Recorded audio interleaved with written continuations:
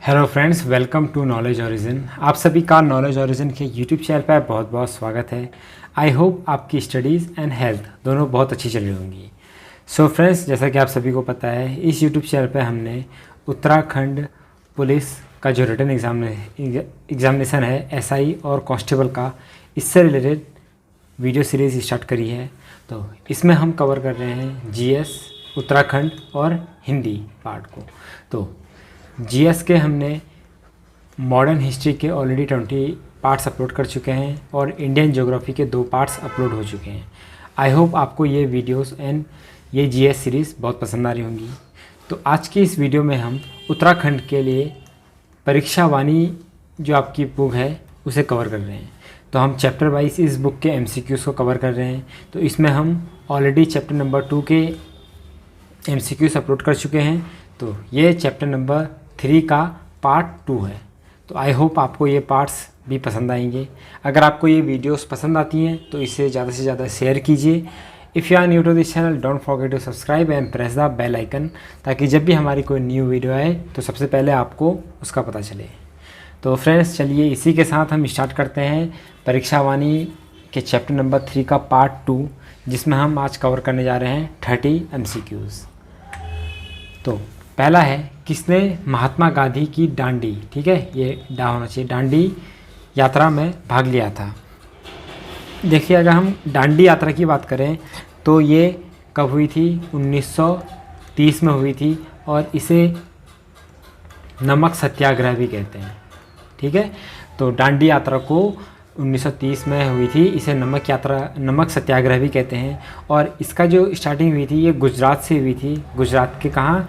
साबरमती आश्रम से, ठीक है।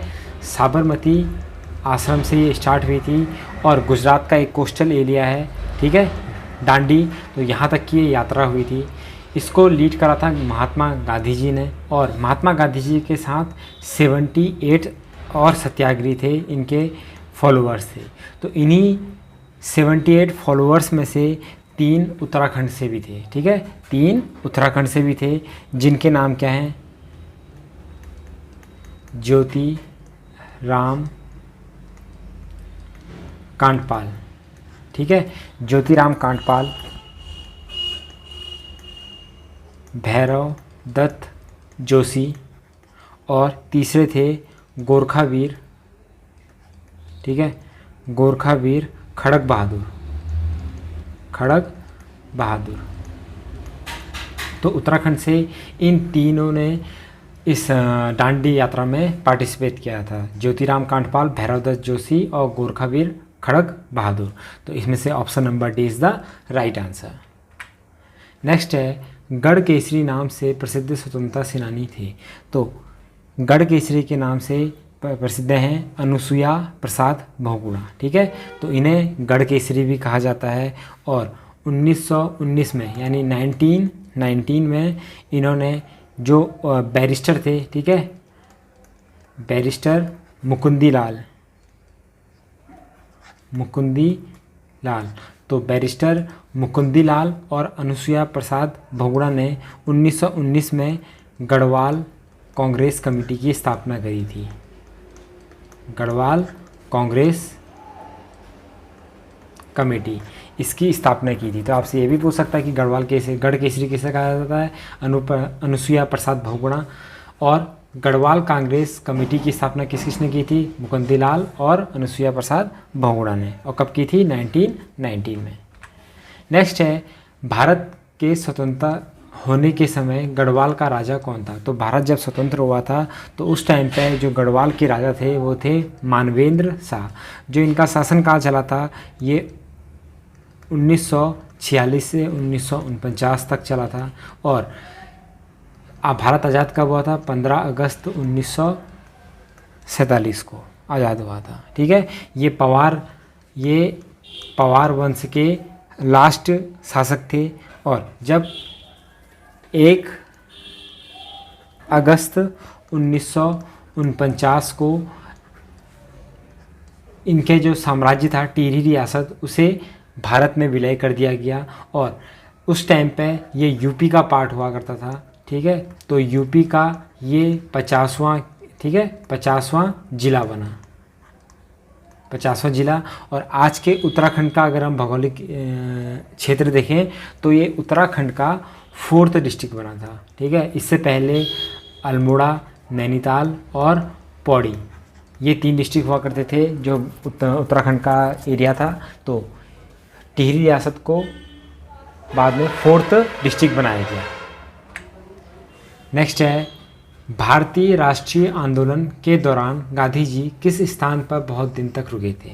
तो गांधी जी कहाँ रुके थे? कौसानी में रुके थे। जब गांधी जी उत्तराखंड भ्रमण पर निकले थे, कुमाऊं की यात्रा पर आए थे, तो 14 जून से लेके 2 जुलाई 1929 तक ये कौसानी में रुके थे। और कौसानी में इन्होंने अनासक्ति, इन्हीं की याद में अनासक्ति आश्रम भी बनाया गया है, ठीक है। और कौसानी में ये 12 दिन तक रुके थे। नेक्स्ट है, टिहरी राज्य किस तिथि को उत्तर प्रदेश में सम्मिलित हुआ? तो जैसा कि मैंने आपको बताया, 1 अगस्त 1949 को जो टिहरी राज्य था, टिहरी रियासत थी, ये उत्तर प्रदेश में इसे सम्मिलित किया गया। और उस टाइम पे जब ये यूपी का पार्ट हुआ था तो ये 50वां जिला बना था यूपी का। और आज के उत्तराखंड का ये 4th डिस्ट्रिक्ट बना था। पहला अल्मोड़ा, नैनीताल, पौड़ी थे।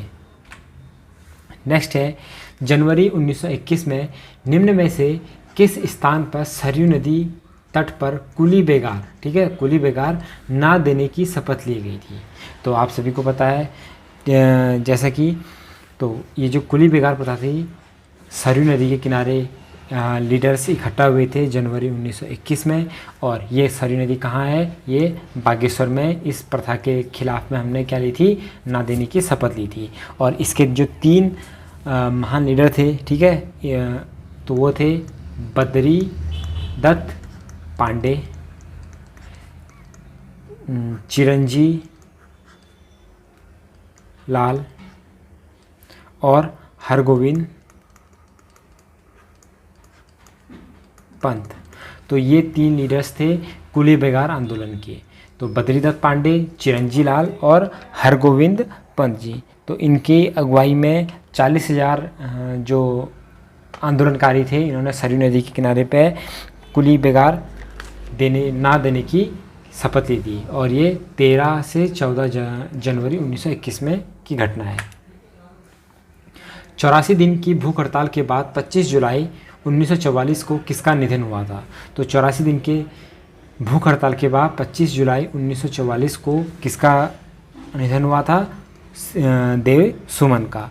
हुआ क्या था कि जब टिहरी राज्य आंदोलन चला था तो टिहरी राज्य उस टाइम पे एक अलग रियासत हुआ करती थी, तो उसे एक अलग से प्रजामंडल या प्रजातंत्र बनाने की मांग कर रहे थे। तो मई 1944 में, ठीक है, मई 1944 में श्रीदेव सुमन के साथ बहुत सारे जो थे, श्रीदेव सुमन हो गए और चंद्र गढ़वाली जी हो गए, चंद्र गढ़वाली जी, दौलत राम और नागेंद्र सकलानी, ठीक है। तो श्रीदेव सुमन, चंद्र गढ़वाली, दौलत राम, नागेंद्र सकलानी, ये सब प्रजामंडल बनाने की बात कर रहे थे टिहरी रियासत को। तो मई 1944 में इनको गिरफ्तार कर लिया जाता है और देव सुमन क्या हो जाते हैं? अनिश्चितकालीन भूख हड़ताल पर बैठ जाते हैं। तो इसी भूख हड़ताल के 84वें दिन क्या होता है? 25 जुलाई 1944 को इनका निधन हो जाता है। और ये किससे रिलेटेड है? ये क्यों हुए थे?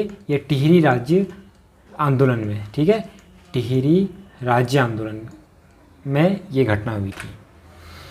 सल्ट की घटना किस वर्ष हुई थी? तो सल्ट की घटना हुई थी 5 सितंबर 1942 को। तो 5 सितंबर 1942 को अंग्रेज सैनिकों और जो लोकल लोग थे उनके बीच में कुछ झड़प हुई थी, ठीक है। तो सल्ट में एक जगह है खुमाड़ करके, तो खुमाड़ जगह पे इनकी झड़प हुई थी जिसमें जो कुछ लोकल्स लोग थे उनकी क्या हो गई थी? मृत्यु हो गई थी, इनको गोली मार दिया गई थी। इसीलिए 5 सितंबर को हर साल यहाँ पर क्या मनाया जाता है? शहीद दिवस मनाया जाता है। और इसी बात को लेके गांधी जी ने सल्ट को उत्तराखंड का बारदोली भी कहा है। अल्मोड़ा अखबार का प्रकाशन किस वर्ष से शुरू हुआ था? तो अल्मोड़ा अखबार का प्रकाशन स्टार्ट हुआ था 1871 में, और इसके जो फर्स्ट संपादक थे, ठीक है, इसके फर्स्ट संपादक थे, ये थे बुद्धि वल्लभ पंत, ठीक है। तो बुद्धि वल्लभ पंत जी इसके फर्स्ट संपादक थे। 1871 में ये स्टार्ट हुआ था। महात्मा गांधी ने अनासक्ति योग टीका कहाँ लिखी?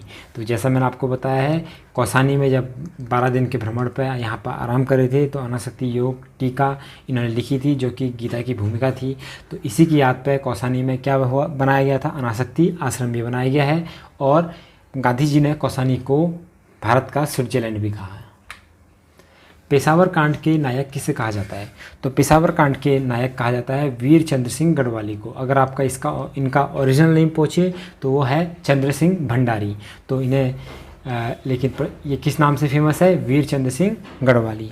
हुआ क्या था कि 23 अप्रैल 1930 को, ठीक है, 23 अप्रैल 1930 को वीर चंद्र गढ़वाली जी 3/18 गढ़वाल राइफल की जो टुकड़ी थी इसकी अगुवाई कर रहे थे, और इनको पेशावर में भेजा गया था अफ़गान सैनिकों के जो विरोध कर रहे थे अफ़गान सैनिक, उनको सप्रेस करने के लिए, उनको दबाने के लिए। लेकिन वीरचंद गढ़वाली ने देखा कि जो अफ़गान सैनिक हैं वो निहत्थे हैं, तो इन्होंने सीज़ फायरिंग का ऑर्डर दे दिया, इन्होंने गोली चलाने से मना कर दिया।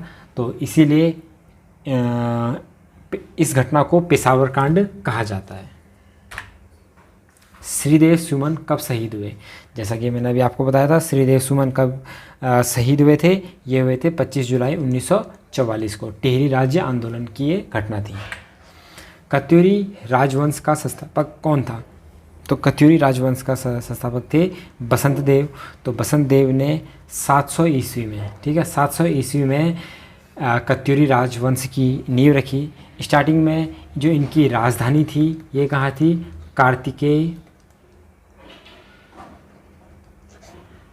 कार्तिकेयपुर थी, जो कि जोशीमठ चमोली में स्थित है। जोशीमठ चमोली में स्थित कार्तिकेयपुर जगह है, तो वहाँ पर इनकी राजधानी हुआ करती थी, और यहाँ पर इन्होंने 700 ईस्वी में इसकी नींव रखी थी, इस वंश की, कत्यूरी वंश की, या इसे कार्तिकेयपुर वंश भी कहा जाता है। लेकिन यहाँ पर 300 साल राज करने के बाद इन्होंने अपनी जो राजधानी थी ये बैजनाथ की कत्यूर घाटी में, ठीक है, कत्यूर घाटी में शिफ्ट कर दी, वहाँ स्थानांतरित कर दी, तो इसीलिए इसे कत्यूरी वंश भी कहा जाता है। तो पहली राजधानी क्या थी? कार्तिकेय, फिर बाद में कहाँ शिफ्ट करी गई? बैजनाथ में। उत्तरांचल उत्थान परिषद का गठन कब और किसने किया? तो उत्तरांचल उत्थान परिषद का गठन किसने किया था? ऑप्शन नंबर सी, शोभन सिंह जीना जी ने, और 30 और 31 मई 1988 में। तो मई 1988 में शोभन सिंह जीना जी ने उत्तरांचल उत्थान परिषद का गठन किया था। हमारा नेक्स्ट क्वेश्चन है, राज्य का प्रथम स्वतंत्रता सेनानी माना जाता है। तो राज्य का प्रथम स्वतंत्रता सेनानी किसे माना जाता है? कालू मेहरा को, ठीक है, कालू मेहरा को। और ये चंपावत डिस्ट्रिक्ट में एक गांव पड़ता है बिसुंग, ठीक है, तो उस गांव से ये बिलोंग करते थे, और इन्होंने एक गुप्त संगठन बनाया था जिसका नाम था क्रांतिवीर। तो इन्होंने एक सीक्रेट ऑर्गेनाइजेशन बनाई थी क्रांतिवीर, जो स्वतंत्रता संग्राम का जो लड़ाई हुई थी उसमें पार्टिसिपेट करते थे। ग्वारख्या उडियार स्थित है, ठीक है, ग्वारख्या उडियार स्थित है। ये कहाँ स्थित है? ये option number C, Chamoli district में स्थित है। और चमोली डिस्ट्रिक्ट में डुगरी गांव करके एक जगह है, तो वह अलकनंदा नदी के किनारे, ठीक है, तो चमोली डिस्ट्रिक्ट में अलकनंदा के किनारे एक डुगरी गांव है, तो उसी के समीप एक गुफा मिली थी ग्वारख्या उडियार, ठीक है। तो ये यहाँ पर मानव और भेड़, बारहसिंगा, इन सब के क्या मिले हैं? चित्र मिले हैं। तो ये प्राचीन, मतलब ये उत्तराखंड के बारे में एक इतिहास की जानकारी देते हैं। उत्तरांचल राज्य निर्माण के समय केंद्र में किस पार्टी की सरकार थी? तो जब उत्तरांचल राज्य का गठन किया गया, उत्तराखंड राज्य का गठन किया गया था, तो उस टाइम पे जो केंद्र था वहाँ पे राष्ट्रीय जनतांत्रिक संगठन यानी NDA, ठीक है, नेशनल डेमोक्रेटिक अलायंस, जो कि बीजेपी और अलायंस का संगठन है, ठीक है, तो उसकी सरकार थी केंद्र में। गढ़वाल सर्वदलित परिषद का गठन 1928 में किसने किया था? तो गढ़वाल सर्वदलित परिषद, ठीक है, तो यहाँ पर जो ये परिषद था ये किस चीज़ से रिलेटेड है? ये दलितों के क्या सशक्तिकरण से रिलेटेड है। और इसकी जो गठन किया था, ये क्या था? जयानंद भारती ने। ये वही जयानंद भारती हैं जिन्होंने 1930 में क्या डोला पालकी आंदोलन स्टार्ट किया था, ठीक है। डोला पालकी आंदोलन 1930 में किसने स्टार्ट किया था? जयानंद भारती ने।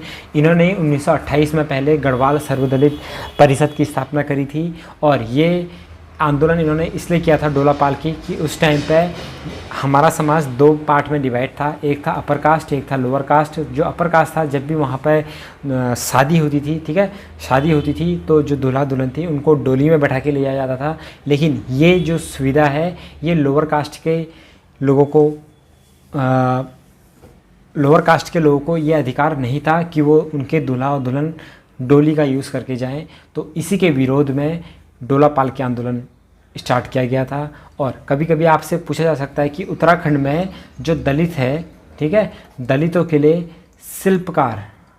शिल्पकार वर्ड किसने यूज़ किया था फर्स्ट टाइम? तो ये किया था 1911 में हरिप्रसाद जी ने।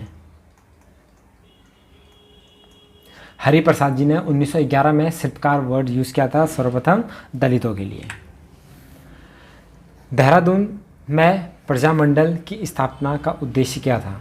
तो देहरादून में प्रजामंडल की स्थापना का मेन उद्देश्य था कि जनता को टिहरी राज्य कुशासन से मुक्ति कराना, ठीक है। तो आप सभी को पता है टिहरी राज्य आंदोलन के दौरान क्या हुआ था? प्रजामंडल की स्थापना की गई थी। किस किस के द्वारा की गई थी? चंद्र गढ़वाली, देव सुमन, दौलतराम, नागेंद्र सकलानी। तो उनका मेन मकसद था कि टिहरी राज्य में प्रजातंत्र मंडल को स्टार्ट करना। निम्न राजा और उनकी राजधानी या किले से सुमेलित कीजिए, ठीक है। कौन सा मतलब करेक्टली है? तो इसमें जो कनकपाल है, ठीक है, कनकपाल ये रिलेटेड है चाँदपुरगढ़ से, ठीक है। चाँदपुरगढ़ क्यों? कनकपाल चाँदपुरगढ़ से रिलेटेड हैं क्योंकि इन्होंने यहीं पर ही परमार वंश की नींव रखी थी, ठीक है, परमार या पवार वंश की नींव रखी थी। अजयपाल टिहरी दे रखा है तो ये भी गलत है, ठीक है। तो अजयपाल क्या हैं? ये देवलगढ़ से रिलेटेड हैं, देवलगढ़ से। और देवलगढ़ में इनका जो चित्र मिला था और इस चित्र से पता चलता है कि ये गोरखनाथ पंथ के अनुयायी थे। फिर आता है मानसा थे टिहरी के जो शासक थे। इन्हीं के टाइम पे कुमाऊं के जो शासक थे 7 बार इन्होंने टिहरी रियासत पर अटैक किया और 7 के 7 बार ये फेल हुए थे। और सोमचंद, ठीक है, सोमचंद राजबुगा से रिलेटेड हैं। तो इन्होंने यहीं पर ही चंद्रवंश की नींव रखी थी कुमाऊं में। तो ऑप्शन नंबर डी हमारा सही आंसर है। गढ़देश सेवा संघ की गठन किसने किया था? तो गढ़देश सेवा संघ का गठन किया था श्रीदेव सुमन ने, ठीक है। और इसका मेन मकसद क्या था? इसका मेन मकसद था अलग राज्य की मांग करना। और 1938 में इन्होंने दिल्ली में, ठीक है, 1930 में दिल्ली में हिमालय सेवा संघ नाम से ये स्टार्ट किया था, ठीक है। तो गढ़ सेवा संघ का गठन किसने किया था? श्रीदेव सुमन ने। और 1930 में दिल्ली में इस चीज़ के लिए हिमालय सेवा संघ की भी स्थापना की गई थी। उत्तराखंड क्रांति दल के प्रथम अध्यक्ष कौन थे? तो उत्तराखंड क्रांति दल के प्रथम अध्यक्ष थे डीडी पंत। डीडी पंत का पूरा नाम क्या है? देवीदत्त पांडे, ठीक है। तो आपसे पूछ सकता है देवीदत्त पांडे भी ऑप्शन में आ सकता है, तो डीडी पांडे या देवीदत्त पांडे। तो इन्होंने मसूरी में सम्मेलन हुआ था 24 और 25 जुलाई को। कब? 1969 में, ठीक है। तो इन्होंने वहाँ पे उत्तराखंड क्रांति दल की स्थापना हुई, वहाँ पर उनका फर्स्ट सम्मेलन हुआ और डी पांडे यानी देवीदत्त पांडे जी को उसका फर्स्ट अध्यक्ष चुना गया था। 1968 में खोजे गए लाखों गुफा जिसमें मानव और पशुओं के चित्र प्राप्त हुए थे, बाड़ेछीना के पास दल बैंड पर स्थित है, यह है। तो यह कहाँ है? ये अल्मोड़ा डिस्ट्रिक्ट में है।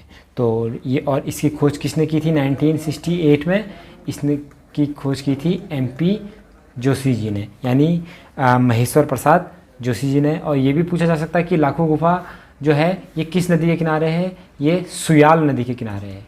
कौन सी रिवर के किनारे है? सुयाल रिवर के। नेक्स्ट है उत्तराखंड के संबंध में प्रथम लिखित उल्लेख मिलता है। तो उत्तराखंड के बारे में जो प्रथम लिखित लेख मिलता है ये ऋग्वेद में मिलता है, और ऋग्वेद में उत्तराखंड को देवभूमि या मनुष्यों की पूर्णभूमि भी कहा गया है। तो ये भी पूछा जा सकता है देवभूमि या मनुष्यों की पूर्णभूमि उत्तराखंड के लिए कहाँ यूज़ किया गया है? ऋग्वेद में।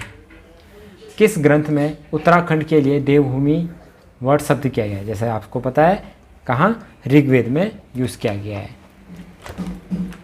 नेक्स्ट है गढ़वाल के लिए केदारखंड और कुमाऊं के लिए मानसखंड शब्द का उल्लेख कहाँ मिलता है? तो ये मिलता है स्कंद पुराण में, ठीक है। तो केदारखंड गढ़वाल के लिए और मानसखंड कुमाऊं के लिए यूज़ किया जाता है। स्कंद पुराण में माया क्षेत्र हरिद्वार से हिमालय तक के विस्तृत क्षेत्र को क्या कहा गया है? तो स्कंद पुराण में माया क्षेत्र यानी हरिद्वार को क्या बोला गया है? माया क्षेत्र बोला गया है। हिमालय तक के एरिया को क्या बोला गया है? केदारखंड बोला गया है। अगर मैं स्कंद पुराण की बात करूं तो यहाँ पे 5 हिमालय खंडों की बात की गई है, ठीक है। तो ये भी पूछा जा सकता है कि स्कंद पुराण में कितने हिमालय खंड का उल्लेख है? 5 हिमालय खंड। तो जिसमें से पहला है नेपाल हिमालय खंड, मानस खंड, केदारखंड, जालंधर और कश्मीर। तो 5 हिमालय खंड है, नेपाल, मानसखंड, केदारखंड, कश्मीर और जालंधर। ये 5 खंड स्कंद पुराण में बताए गए हैं। स्कंद पुराण में नंदा देवी पर्वत से कालगिरी तक के क्षेत्र को क्या कहा गया है? ठीक है। तो देखिए स्कंद पुराण के अनुसार जो हमारा हरिद्वार वाला इलाका है, ठीक है, हरिद्वार यानी इसे माया क्षेत्र भी कहते हैं, से लेके नंदा देवी या हिमालय कह लीजिए, नंदा देवी, ये इलाका क्या कहलाता है? केदारखंड कहलाता है। और नंदा देवी से लेके कालगिरी तक यानी काली नदी तक, ठीक है, तो कालगिरी तक ये कहलाता है मानसखंड, जो कि हमारा कुमाऊं वाला इलाका है, ठीक है। तो केदारखंड है गढ़वाल वाला इलाका और यह है कुमाऊं वाला इलाका। तो केदारखंड है हरिद्वार से नंदा देवी और नंदा देवी से कालगिरी है मानसखंड। तो यहाँ पूछा गया है नंदा देवी से लेके कालगिरी तक के जो स्थान है उसे बोला गया है मानसखंड। पुराणों के अनुसार मानव के आदि पूर्व मनु का निवास और धन के देवता कुबेर की राजधानी बद्रिका आश्रम के पास किस स्थान पर स्थित है? ठीक है, यानी जो मनु आदि पुरुष थे, मनु का निवास स्थान और धन के देवता हैं कुबेर, ठीक है, उनकी राजधानी कहाँ थी? तो ये थी अलकापुरी। तो अलकापुरी को कुबेर की राजधानी कहा जाता है। और गढ़वाल क्षेत्र, ठीक है, तो उस टाइम पे जो गढ़वाल क्षेत्र है वैदिक काल में इसे हेमवंत बोला गया है, ठीक है। तो गढ़वाल क्षेत्र को क्या बोला गया है? हेमवंत। कब? वैदिक काल में। महाभारत में इसे कुरु प्रदेश बोला गया है, उत्तर कुरु, और पुराण काल में इसे केदारखंड है। तो आपसे ये भी पूछा जा सकता है कि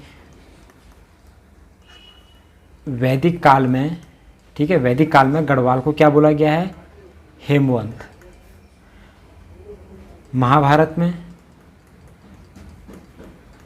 उत्तर कुरु और पुराण काल में इसे बोला गया है केदारखंड।